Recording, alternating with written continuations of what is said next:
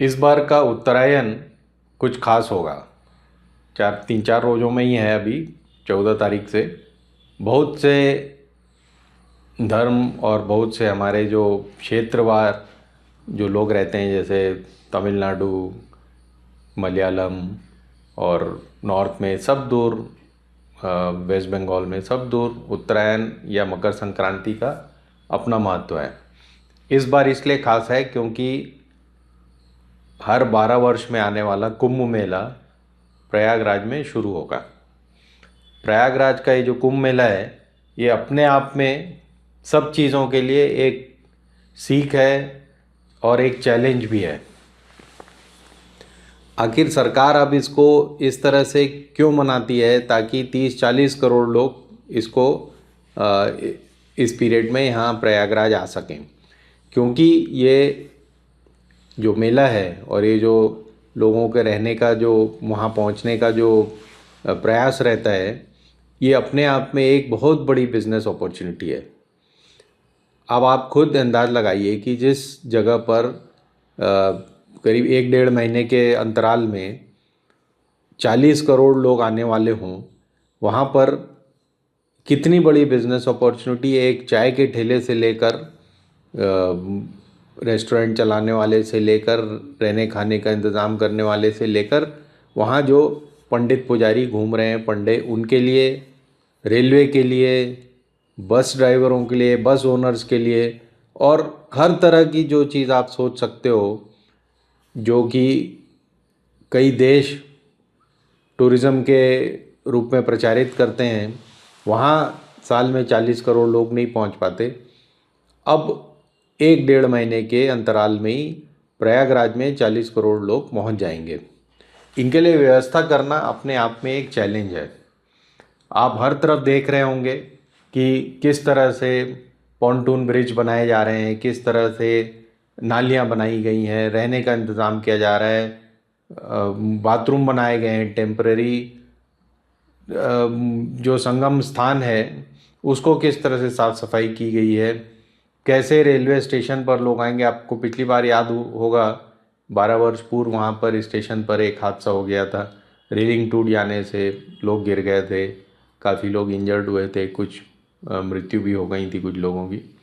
तो अपने आप में एक बहुत बड़ा चैलेंज है।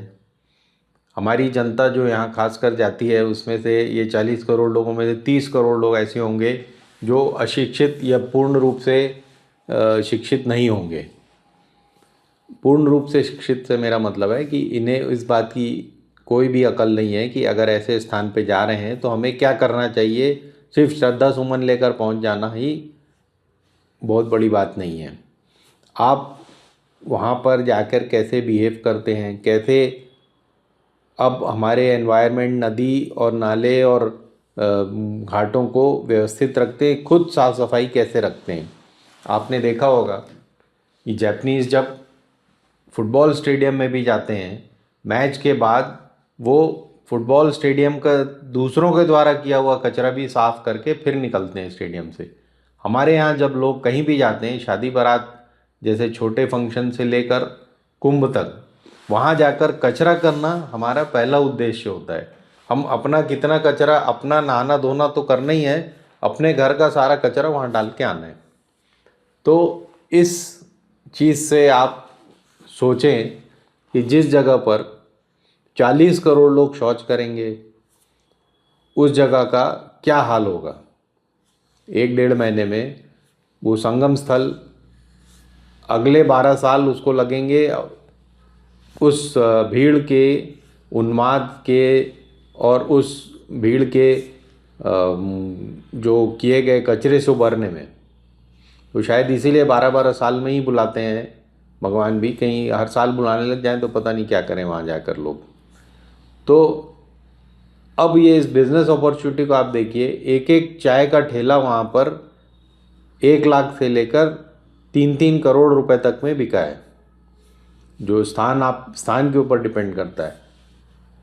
एक एक रहने के अच्छे कमरे 5,000 से लेकर 25,000 तक एक रात के, और अगर शाही स्नान का दिन है तो रेट डबल होंगे।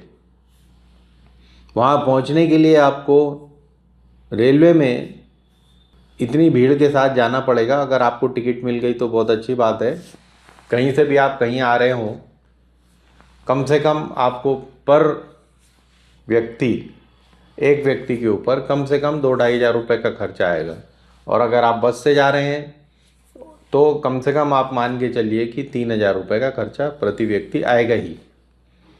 खाने पीने और रहने और वहाँ पे संगम स्थल पर दान दक्षिणा ये वो करने पर प्रति व्यक्ति खर्चा आप मान कर चलिए 40 करोड़ ना करें, कम से कम 20 करोड़ लोग ऐसे होंगे जो ये खर्च करके ही आएंगे वहाँ पर।